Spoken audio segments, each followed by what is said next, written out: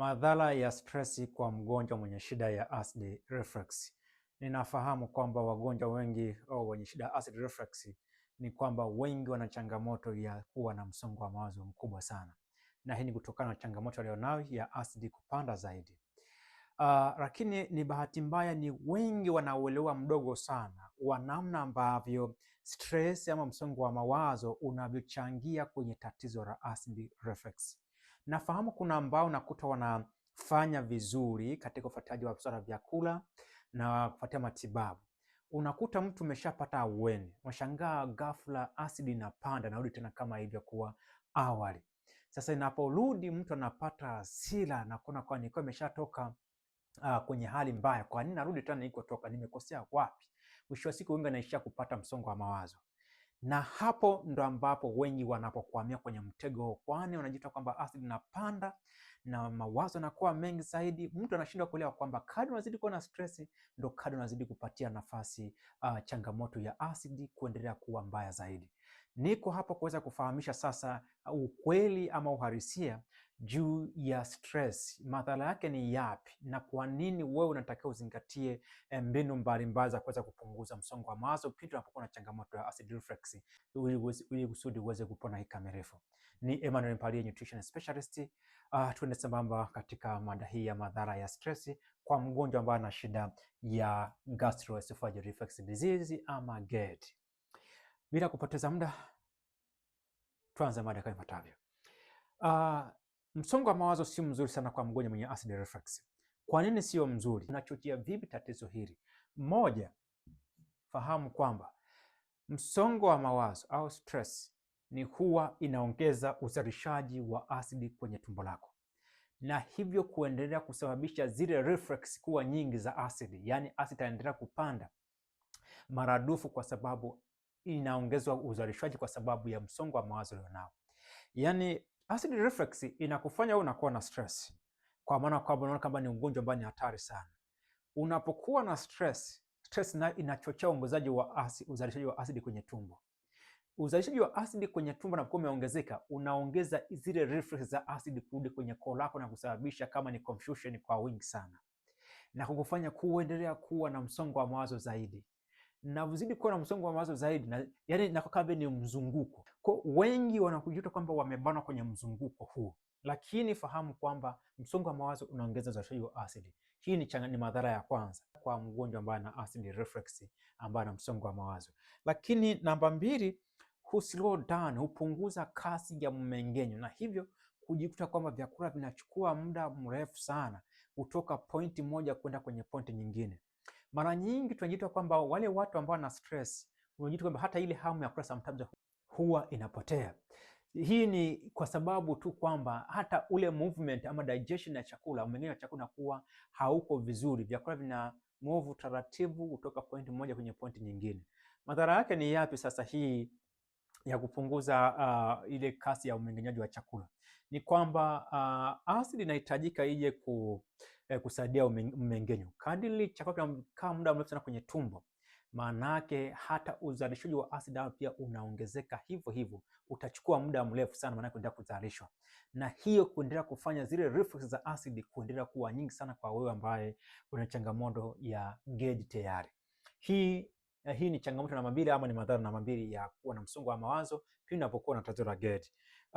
Namba tatu ni kwamba huwa inapunguza ama huwa inafanya ile misuli ya res, ile misuli ambayo inafunga kwenye tumbo lako kwa juu ya lower esophageal sphincter muscles kuweza kuregea. Sasa inapofanya kuendelea kuregea ile misuli, wewe manake ile inaendelea kutoa fursa ya acid yako tumboni kuendelea kupanda kurudi kwenye koo lako na kurudi mdomoni. Kwa hiyo there is no way ambapo unaweza ukarudisha uimara wa misuli hii kusudi ifunge vizuri acid isipande kama bado na issue ya stress hii. Kwa hiyo ni madhara namba tatu ya kuwa na msongo wa mawazo kwa mgonjwa ambaye ana acid reflux tayari.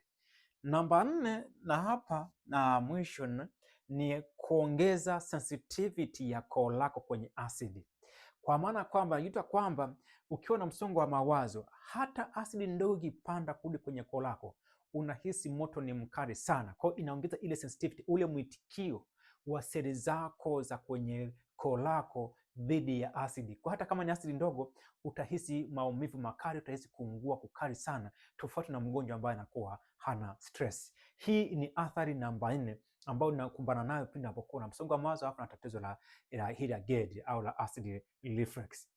Kiufupi, haya ndio madhara ambayo au ndio athari za mgonjwa mwenye acid reflux anapokuwa na stress. Hizi ndio athari za stress kwa mgonjwa ambaye anakuwa na changamoto ya GERD.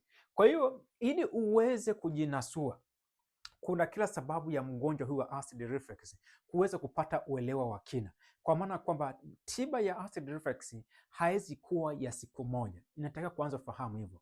Na cha pili, nataka kufahamu kwamba tiba iliyokamilika ya acid reflux ni ya kutumia lishe, chakula ambacho ni asilia fresh kabisa kutokea mazingira ya sokoni. Kile ndio ambacho kinaweza kufanya kazi ya kuweza kutibu acid reflux, kwani kile ndio kinaenda kwenye mzizi wa tatizo na sio supplement wala dawa. Zile dawa tu zitasaidia kutoa backup, lakini kwenye tiba halisia ni masuala ya chakula.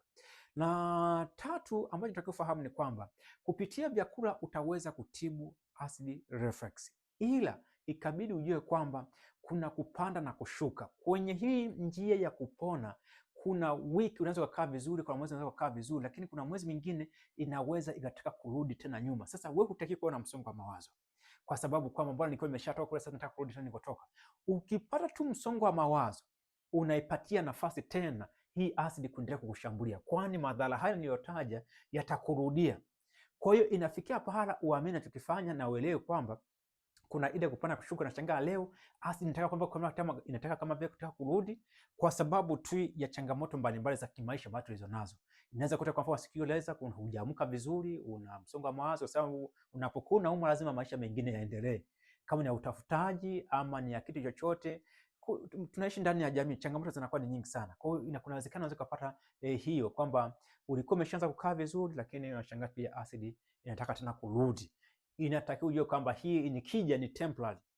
Kwa hiyo hutakiwi kuipatia mazingira rafiki kama ya masuala msongo wa mawazo, kwamba hutaki kuwa na msongo wa mawazo ili kusudi uweze kukaa vizuri. Usipokuwa na msongo wa mawazo, ile asidi itapanda, itapotea tena. Inaweza shangaa tena kaa kama siku 2 siku 3 ikitaka tena kurudi. Ukisipokuwa na msongo wa mawazo ni inapotea tena. Mwisho wa siku inapotea moja kwa moja. Lakini kama unajua kwamba eti kishapona ni moja kwa moja, hapa ni one way, haiwezi tena kurudi. Hapana, unajidanganya, na ndio maana utapata stress. Ikabidi ujue kabisa katika mchakato mzima wa matibabu ya acid reflux kuna hiyo kupanda na kushuka. So far unaweza kama umejifunza jambo hapa juu ya uhusiano uliopo kati ya stress na acid reflux. Hivyo ni kusihi tu kama utapendezwa na content hii uendelee kushare na kulike. Ulikuwa nami Emmanuel Mpalie, nutrition specialist. Nikutakia wakati mwema, kwa heri.